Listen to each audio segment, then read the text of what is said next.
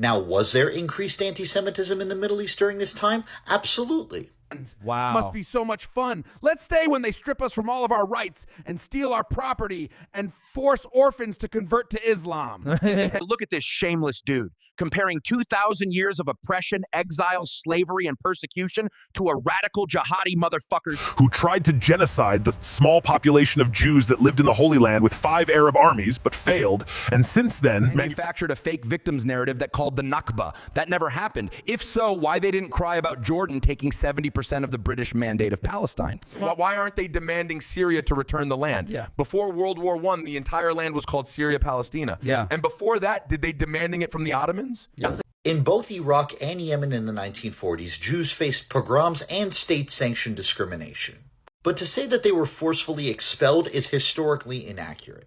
Operation Ezra and Nehemiah airlifted about 120,000 Jews from Iraq to Israel, and Operation Magic Carpet evacuated about 50,000 Jews from Yemen to Israel. The only expulsions of Jews that ever took place during this time period was in Egypt during the Suez Crisis in 1956.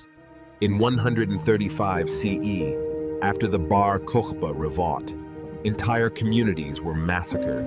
Judea renamed Palestina in an attempt to erase us forever. Through the Middle Ages in Europe, the pattern deepened.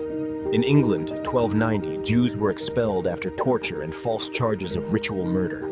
In France, during the Black Death, Jews were burned alive in public squares, accused of poisoning wells. In Spain, 1492, Ferdinand and Isabella demanded baptism or exile, while the Inquisition tortured countless souls. In Portugal, 1497, ones were torn from parents, families broken under forced conversion. In Eastern Europe, pogroms swept through Russia and Poland, homes burned, women assaulted, and ones butchered in the streets. And in the 20th century, the nightmare became industrial. In 1930s Germany, 6 million Jews, men, women, whole families systematically murdered. Starved in ghettos, deported in cattle cars, suffocated in gas chambers, burned in crematoria. Entire families erased in hours. This was not chaos. This was planned, engineered extermination. Hatred continued.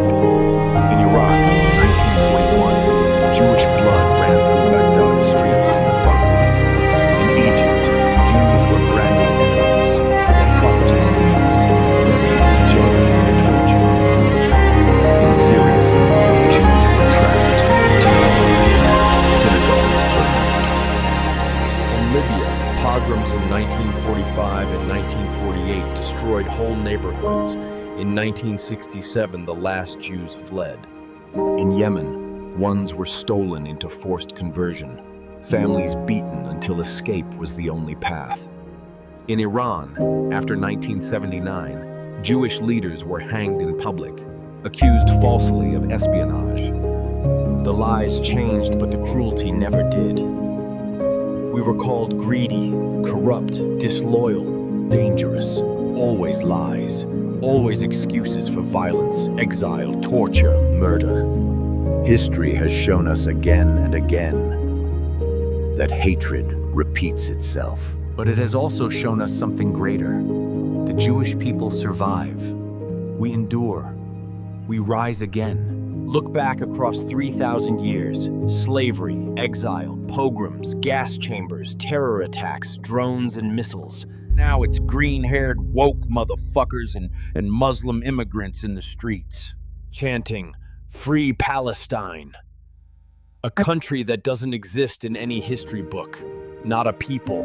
Not a kingdom, no culture, invented just to steal the Holy Land from the Jews, the true indigenous people to the land. Be strong, my people. Am Israel Kai.